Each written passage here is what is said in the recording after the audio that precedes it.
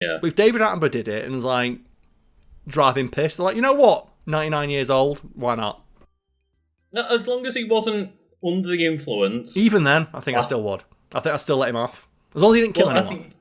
I think you might get away with one of them. Like, how many Apple stores do you think you could drive through the front of before people would ask him to stop? Because I don't think people would stop him doing it. So Faraway Lucas and lovely audience at home, same question. What is the unluckiest thing to have ever happened to you? Maybe getting abandoned at Disneyland. Surely you'd be happy to be trapped in Disneyland because you love Disneyland, right? Not when I was about 4 years old. That is fair, yeah. No, didn't you say you were just small crying child in Disneyland and everyone's like, oh, because you're in French Disneyland, right? And people just didn't help. Yeah. And people obviously helped, but mainly kind of didn't know what to do. Henri Lestrange might not be a name a lot of people watching this are all too familiar with, but after I tell you about what he did, you might be wondering why people don't talk about him more, because he's arguably one of the luckiest or unluckiest men to have ever lived.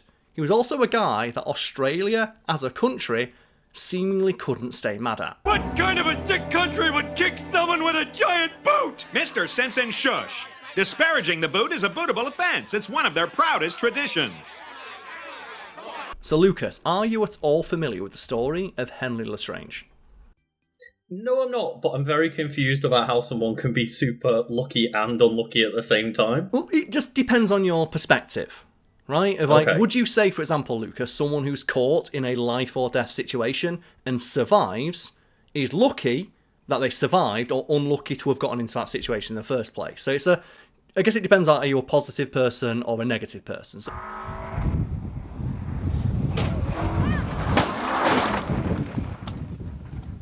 Audience, same question, because it's very revealing about people's the way they approach life, how they answer that question. I think that nearly every situation I would say that I was lucky to get out of it, right? Okay, but if you keep getting into life-threatening situations... I can't fucking believe this. Another basement, another elevator. How could the same shit happen to the same guy twice? Say, for example, if someone is in one plane crash and survives, oh, you're very lucky. If they're in 2 plane crashes and survive, does that mean they're still lucky, or would you consider them to be unlucky? And how many plane crashes would they have to be involved in and survive for you to start saying that they're really unlucky?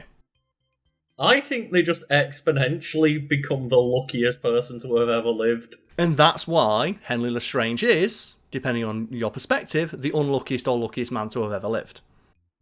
The only time I disagree is if you survived, but you somehow end up in, some Futurama head in a jar type situation where you survived, but was it worth it? It's an interesting question. This seems as good a time as any to bring up my new grill for no reason. With its patented design, the fat drains directly into my mouth. Is someone who survives multiple life-threatening situations, are they lucky or unlucky? Because I guess I look at it as that you're very lucky, but other people might say, well, you're quite unlucky to keep getting yourself into such a situation. And I think too, there's a great post from someone online, I hope to God is true. Just it's so funny, but it highlights this line of reasoning. Of a guy's like, yeah, I knew a girl who dated a guy she didn't like just because his ex died in a plane crash and she was terrified of flying and just figured the universe wouldn't be cruel enough to make it happen twice. It's that's not sound logic, but I can see why it would make sense to someone who has an irrational fear. This fucking plane's gonna explode! Shut up, Brownie. You're so not funny. Very, very irrational, right? It's just because it happens to you once, it doesn't mean life has ticked off the you lost someone in a plane crash kind of vibes. It's just, no, there's still the exact same amount of odds that it happens to you or anyone else. The odds of it happening again are the exact same, but it is human nature to want to believe that there's an inherent fairness to the universe and that the universe wouldn't have the same shit happen to the same guy twice, right? They wouldn't John McClane a person's life. Your odds of getting hit by lightning are always the same, regardless of how many times you've been hit. But you always think it's weird when a person's been hit by lightning twice. Yes, there's that dude who got hit by lightning 7 times. And it always gets held up as an example of, is this the unluckiest man to have ever lived? And it's I guess, but what people ignore about that story is that guy was a park ranger. So he spent all of his time outdoors in the woods. So if anyone's going to get struck by lightning multiple times, it's probably going to be a guy who's outside all the time, next to big, tall objects that tend to attract lightning strikes. Still, dude was really unlucky to get hit by lightning 7 times, but I think of him as being very lucky to have survived being hit by lightning 7 times. Sheltering myself with a large piece of sheet metal, I ran for cover under the tallest tree I could find. Especially, as you say, you're not as likely, you're more likely to get hit by lightning when you've got that kind of job. So to be able to survive 7 times, that's incredibly lucky. A Boise, Idaho woman is considered a medical miracle. Laura Esterman was struck by lightning nearly a month ago, and she was considered officially dead. Thankfully, CPR from her mom revived her heart, but she laid in a coma for 2 weeks, and then she defied all odds and woke up. I should buy Well, obviously, there was a problem with that tape. She doesn't really sound like that. And let's now bring it back to Henry Lestrange. And Lucas, I'm just going to go through an incomplete list of some of the more dramatic things to happen to Mr. Lestrange after his long and illustrious career as an entertainer. So, accidents he was involved in include flying a balloon full of explosive gas into somebody's house, which exploded and burned many people. He survived. Hey, can I drive? Well, I can't see the harm. Accidentally blowing up a store full of gunpowder, which injured 2 children.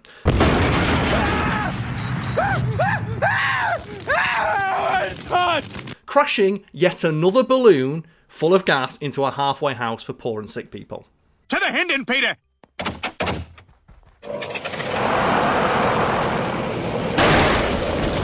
I think this person might just need to deal with explosives less. I think that's the answer here. The thing that gets me about this story is that he flew a hot air balloon into a building and it exploded twice. Oh my God! Joe, I am so sorry. How can you afford these things? Like, so that's the thing that makes it seem so unlucky. Of cause you can imagine getting into the hot air balloon for the second time. Like, well, didn't the last time he got in, didn't it crash and explode? Well, what are the odds of it happening twice? Right? And then it fucking happened again? Well, how you died was funny. Oh, please, hit by a blimp? It kills over 1 Americans every year. That sounds like the plot to an episode of The Simpsons, right? It's like, what are the odds of him crashing a hot air balloon into an orphanage twice? And he did it twice.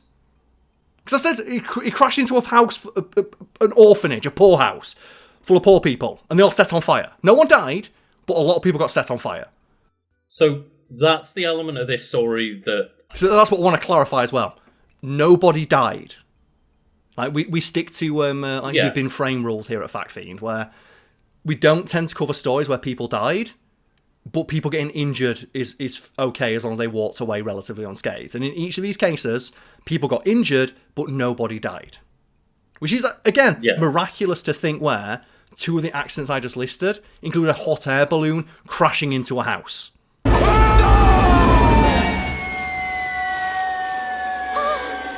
Don't worry, nobody dies in this story. They just get really big boo-boos. What did I tell you? Just, he's incredibly unlucky because I would feel a lot of grief for the people I accidentally set on fire. Like, that is not a lucky element of this. Well, like I said, everyone survived. And it reminds me a little bit of the Hindenburg disaster. Like, people often think the Hindenburg is this huge disaster. Literally, it exploded. The most iconic image of the Hindenburg is it fucking on fire. Exploding. Mid-explosion. A lot of people survived the Hindenburg. In fact, I think, a good, 70% of people on board the Hindenburg survived.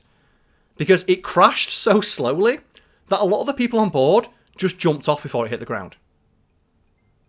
And I remember researching this, 'cause I was like, that can't be true. And when I looked, it's like, no, a majority of people aboard survived. Which I find fascinating. Like, your image of the Hindenburg is a giant fucking explosion. And it was to the point, like I said, some dude just jumped out. He was about to hit the ground, he just jumped out and walked off. And he was fine. But, you're still in a ball of fire. Yeah, and most people survived.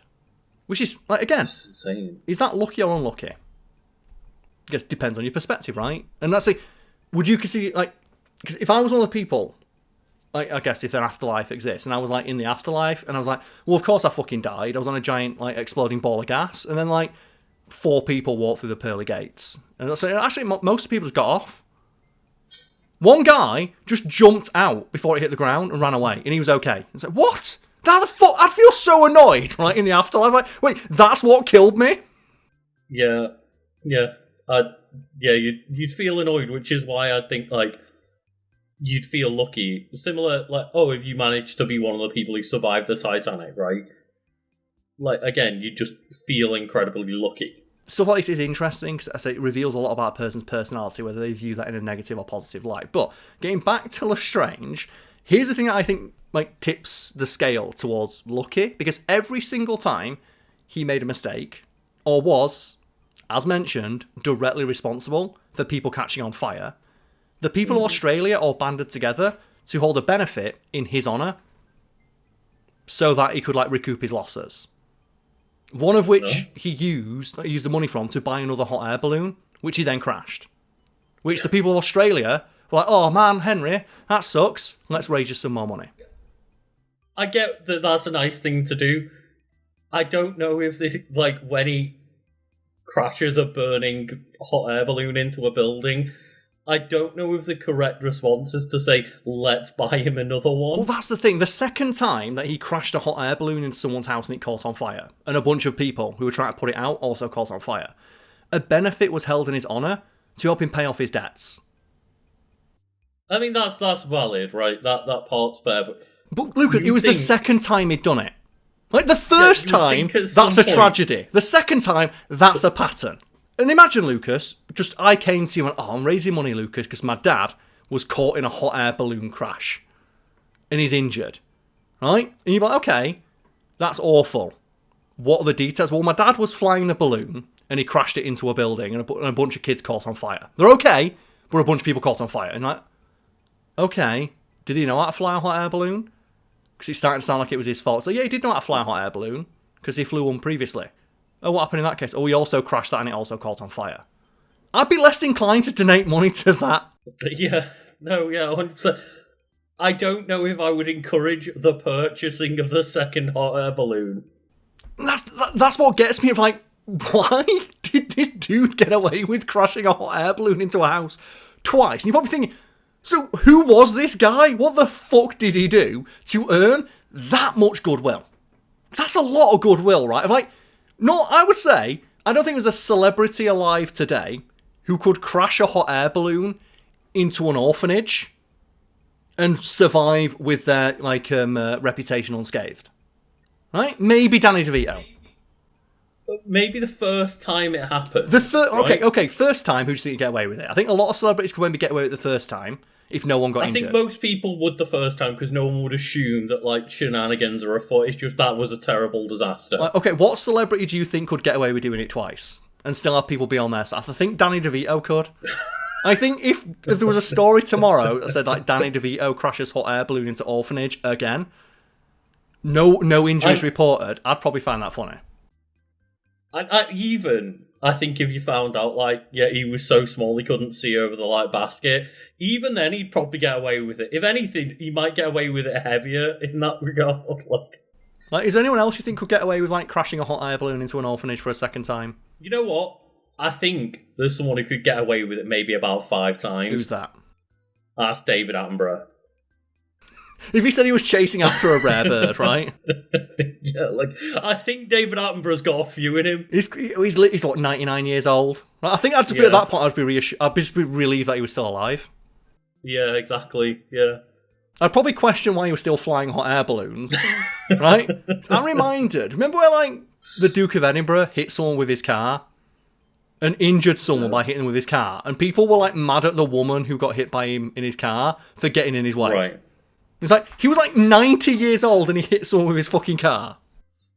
I think that would be the case with David Attenborough, right? Like, David Attenborough could get away with it. The Duke of Edinburgh could fuck off. He shouldn't have been driving his car. Oh, yeah. If I got hit by David Attenborough driving his car, I'd probably like, sorry for getting in your way, David. I'm really sorry. Were you after a cheater? I'm really sorry. Yeah. But if David Attenborough did it and was like, driving pissed, they're like, you know what? 99 years old, why not? As long as he wasn't under the influence. Even then, I think I still would. I think I'd still let him off. As long as he didn't kill anyone. I think you might get away with one of them. Like, how many Apple stores do you think you could drive through the front of before people would ask him to stop? Because I don't think people would stop him doing it. No, I think that'd be hilarious. If it was a big company like Apple, I think most people would just be like, you know what, here's another car. Yeah, it's like, Let's how many buy times do you think you another could do it before the police even bothered to try and tell it to stop? I think there's a great Sean Locke bit where he's talking about the apathy of the British public, where he talks about the president is always so secure, and that people getting close to the president get roughed up by Secret Service. I reckon the British public is so fucking apathetic you could walk over to the Prime Minister and just pour custard down their trousers and no one will stop you. And I reckon you probably do for 30 seconds before someone goes, come on. It is the Prime Minister. Right? Yeah. And I think something like that happened one time, right? It wasn't quite as insane as being able to just openly pour a bucket of custard on. It was John Prescott, a protester threw an egg at him, so he just knocked him the fuck out.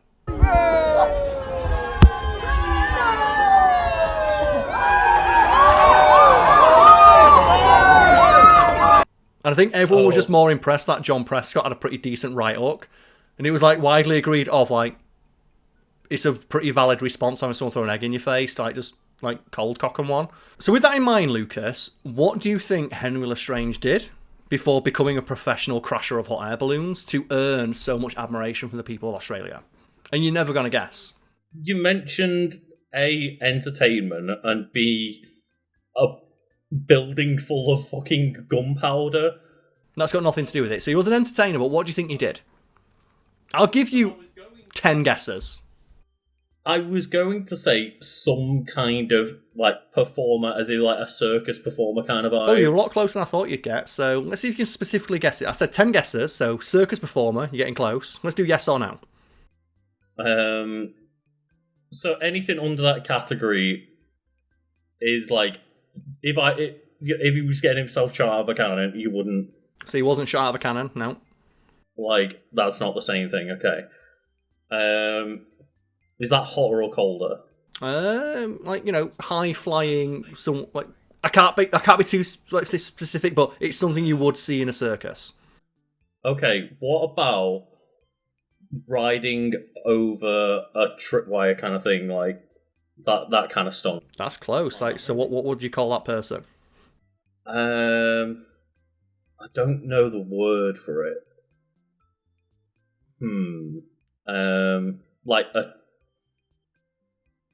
It's some kind of trick performer, right? Yeah. Do you know the specific name for someone who walks on a wire? I can't remember the name off the top of my head for someone who walks on the wires, but that kind of vibe, I'm feeling that kind of vibe. Lucas, you actually got it in 3. Tightrope walker. Okay.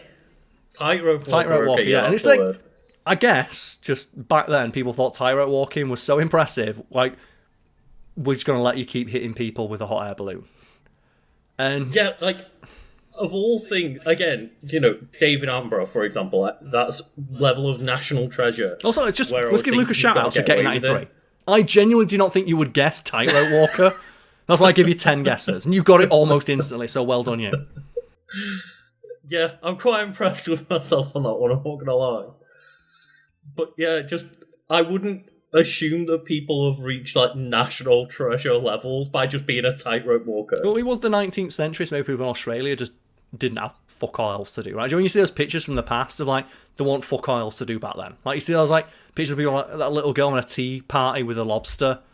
It's want shit all else to do back then. Fuck it, tea party with a lobster.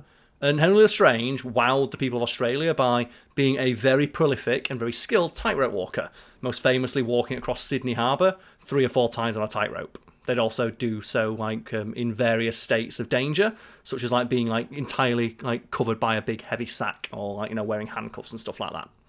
He also once, and this is the thing that I think is impressive, and if I saw someone do this, I wouldn't let them crash into my house in a hot air balloon, but I would probably be okay, that person's pretty good. They're pretty metal. Mm-hmm. He walked backwards across a tightrope wearing a suit of armour.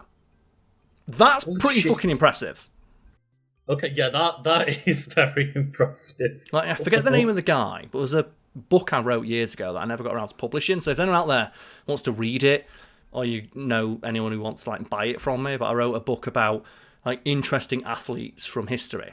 And one of the people that I found is a tightrope walker. It wasn't this guy, and I'll track down his name. But like one of the things that he did that I found incredible is he walked across Niagara Falls on a tightrope, and then he got so good at doing that people got bored, so he had to start like jazzing up his routine. And at one point, he got so good at walking across Niagara Falls on a tightrope that halfway across, he sat down, pulled out a stove, and made himself an omelette, and then ate it, and then walked back across. And the entire book is filled with stories like that. So if you're interested in reading it, or publishing it, you know someone that can contact Karl. I think too, another story from that book is one. It's Robert Cadwell.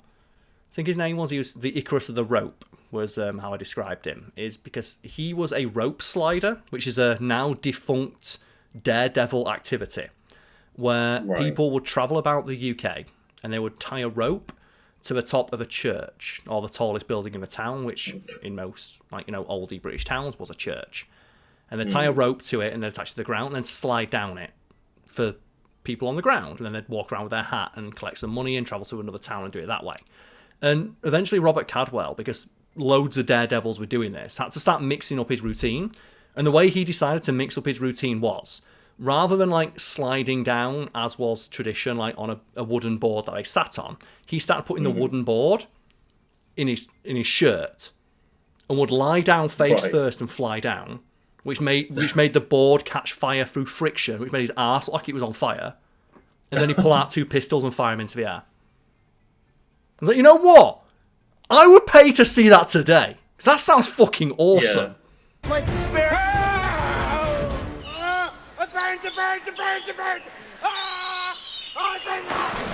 It reminds me of when it's like, oh, you're a juggler, that's great. What else have you got? It's like, oh, I'm going to juggle something on fire. Okay, that's great. What else? Oh, okay, I'm going to do it on like a giant unicycle. Well, that's the comparison, and right? Keep like balance, right? Like, a clown in a circus juggling balls. It's like, that is impressive, but it becomes an act that is so common, even though it's a very difficult and hard to learn skill, that eventually you just have to start juggling more and more balls or more dangerous things like chainsaws and stuff like that, right? Yeah. And you do wonder like where the limit on that will be. Because like you watch I think gymnastic routines are a good example of this. Of you look at like a gymnastics routine from like the 50s or 60s, and it's a person like they do the splits, they do a cartwheel, they like do a bow. Then you look at like Simone Biles doing like 45 backflips, and it's like, okay, that's like an 8. So if you sent her back in time and she did that performance like the 1960s Olympics, they'd have burned her as a witch. Because human beings physically couldn't do that back then, and now it's just standard. Yeah, it's fascinating. Just where's the end goal? Where's the end goal? Right? What we're going to end up with? Well, part of what we're going to end up with is like, you've seen like the fucking like steroid Olympics. Have you seen this? No. There's some dude who's like sponsored that joke idea everybody has, like, fuck it, let the athletes take steroids. They want to take them anyway, just let them take as many as they want. Where it's called like the Enhanced Olympics. And basically, like, you're encouraged to take as many steroids as you want, and every time you break a world record, you get $1 million. So I guess, like, look forward to that if it ever becomes a thing. But in regards to like Lestrange, though, bring it back to him. Apparently, he was so good at tightrope walking that the people of Australia just fucking love the dude. And every time he did something wrong, they just hold a benefit in his honour. Even if that thing that he did wrong was crashing a hot air balloon into, like... And I keep saying orphanage. It wasn't an orphanage, but it was like a house for the poor that was full of kids. So for me, that's an orphanage, but it was more like just a poor house. It's not far off. It's close enough where me describing it as he crashed into an orphanage in a hot air balloon. The detail you'd have to correct is, well, he did crash a hot air balloon into a building full of kids, but it wasn't technically an orphanage. Like, some of the kids had parents, but none of those parents had money. They didn't have parents after the incident. I think everyone was fine. Yeah, that's why I'm making the joke, because no one died. But just imagine being that loved, that beloved, that you can just get away with that twice. Like, and in that vein, Lucas, is there like, a minor crime you would like to commit without getting in trouble for it? I don't know why, but I've always wanted to throw a brick through a window, just to see. I want to know if I can get like a real good arc on it and get like the entire thing like smashed out. Maybe you can just make an appeal to a rage room and be like, that's the thing, like, can you I just wouldn't want to hear go me to a out? rage room because a rage room, they want me to break it. And I don't want like to smash, I want like a big plate glass window like, outside of a store. I want that. Yeah. But I don't want to commit a crime doing so or destroy someone's livelihood. Yeah. I've always wanted to like, just throw a brick through a window. If anyone out there can help me like realise that dream. You can, if we, manage to convince David Attenborough to crash into the Apple store. Well, that's another one as You well. could just throw the brick first. That's another one as well. I've always wanted to like crash a car, but that's really dangerous. Is this a gesture? Like, do you know the episode of, like, Malcolm in the Middle? It's probably a good example of what I mean here, where Hal gets the steamroller.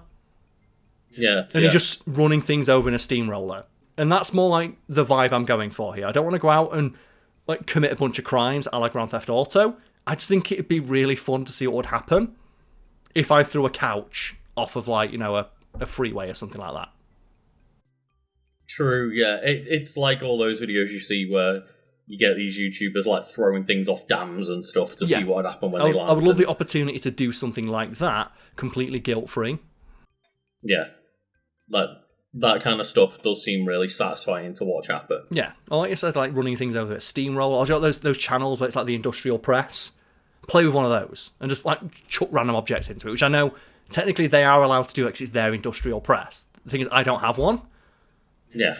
And I know that if I was in a situation where I'd see one and I did that, that would be a big no-no. I'd either get in trouble with the person who owned it or potentially the police. It's similar to the ones where you see like the like mulcher machines, right? It looks so fun. And just there's so many things you get thrown in there. Well, there's another like Malcolm in the Middle episode where they do that, where Hal has one of those, and they have an entire montage of them just throwing things into a mulcher.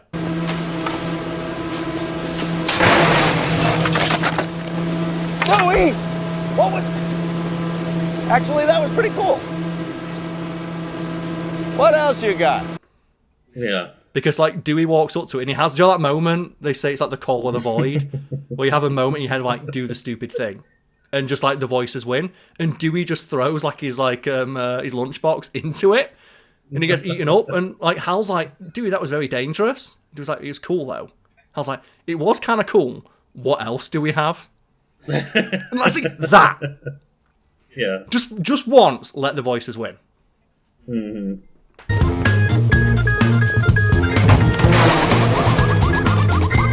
Just don't let the voice win to like let yourself throw yourself into the mulcher, right? I would never do that because I'm too scared. Thanks to all like the PSAs they have of like, here's a mannequin and it's like 500 yards away. Here's like a rope attached to the mannequin, and it's gonna like this is going to symbolize like say your belt or a loose piece of clothing, and they put it into the machine, and you see the mannequin wiggle, wiggle, and then it flies like 100 miles an hour directly into the mulcher and gets immediately obliterated. It's like I've seen that. I would respect the mulcher, but I would love to just throw a random object into it to see what would happen. It's like those videos that you see of the mannequins and stuff, where their like ties will get caught in the industrial machines and stuff in factories and things, and you're like, oh dear God. It's like Jackass, right? Like one of the best Jackass bits is where they've got a jet plane and they just start throwing stuff into the engine, right? Oh yeah. And again, you're probably not allowed to do that if you're in the military, but I bet there's a bunch of people in the military or the Air Force who saw that and went, God, that looks like so much fucking fun. Like when they throw the football into the engine and he goes, and flies like 1,000 miles away. It's like, oh, that looks so fucking cool.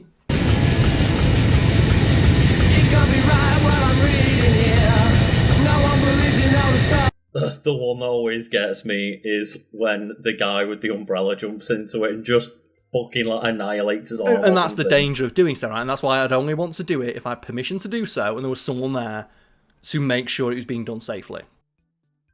I don't know if there is a way to guarantee that's done safely. I don't think so, but like every Jackass skit always has someone there. They have like they make it as safe as they're able to, right? That's like they don't make it safer. they just have medical teams on site. And I think they probably did have like an expert there who stopped, like, say for example, Johnny Knoxville being sucked into a fucking jet engine, right? They probably had precautions in place to make sure that didn't happen, but like, it doesn't stop it looking really fun. Yeah, I just wouldn't want to deal with the pain. No, it's not going to hurt, is it? I'm the one throwing the stuff in. So when they start throwing shoes in, right, and you see Johnny go, because the shoe goes so fucking fast, and every member of the crew starts taking their shoes off and throwing them in. God, it always, just the opening to that gag always gets me, of just Ryan Dunn sitting in a chair in a field, and you're like, what's happening here? And that's it, it looks fun. And I would love the opportunity to do something similar. I said, like the Malcolm in the Middle bit where it's Hal's playing with a steamroller. Funny, it reminds me of a story my friend told me, where she worked in Tesco, in the bakery section, and they had like the industrial bread slicer, which is another piece of machinery you absolutely do not fuck with, because the way it slices bread is with like searing hot wire that goes. Oh right, yes, yeah. And like there is like an ungodly amount of safety things in place to stop you shoving your entire fucking arm in, because you would lose it instantly. Well, my friend will tell me at the end of every shift, before he got cleaned, we just chuck random bits of bread in, just to see what happened. Like, they never put anything bad in, but like sometimes they put like a loaf of bread that they didn't slice, so they're putting the wrong way, just to see what happened. And one time they said, fortunately the cameras didn't catch it, and we all just like, I am Spartacused it, and no one admitted to being the one responsible. But one time we put a chocolate cake in to see what would happen, and the searing hot wire caused the chocolate and the filling to instantly boil and explode. And they said they just put it in, they were watching through the little window, the cakes went and they all just ran away. And they just came in the next day, and just the entire like bakery section was completely shut down because they had to pull apart the machine and get rid of all the chocolate. That's the thing is, I've seen those videos where you have like, I think it's in Germany, where they have the bread cutter machine like in the bakery section for you to do, and just you just pick your loaf, put it in, and it just slices your bread to your thickness you want. But where people have been dickheads and shouldn't do it in public spaces and stuff, like, just put, what happens if we put pineapple in there? The answer is, it's not great, but don't you want to try it? I do want to try it, but again, I wouldn't want to fuck up somebody's day by messing with that machine, right? It's like the classic joke, isn't there? As the guy comes home from his job at the deli, tells his wife, it's like, I don't know how to explain this to you, but while I was at work today, I had just the irresistible urge to stick my dick in the pickle slicer. His wife's like, what? It's like, yeah, I didn't, but I really, really wanted to. And his wife's like, well, I'm glad you told me, but you probably shouldn't do that. And for the next couple of weeks, every time he comes home and his wife asks him how was work, it's like, it was great, but just, I wanted to stick my dick in the pickle slicer. The void is calling. I want to stick my dick in the pickle slicer. And then one day, he comes home at 1 o'clock in the afternoon. So what happened? So I got fired. So what? It's like, I did it. I stuck my dick in the pickle slicer. So what happened? It's like, I got fired. It's like, no, with the pickle slicer. It's like, oh, she got fired too. Fuck's sake. Jokes your dad used to tell. Cheers, everybody. See you all next time.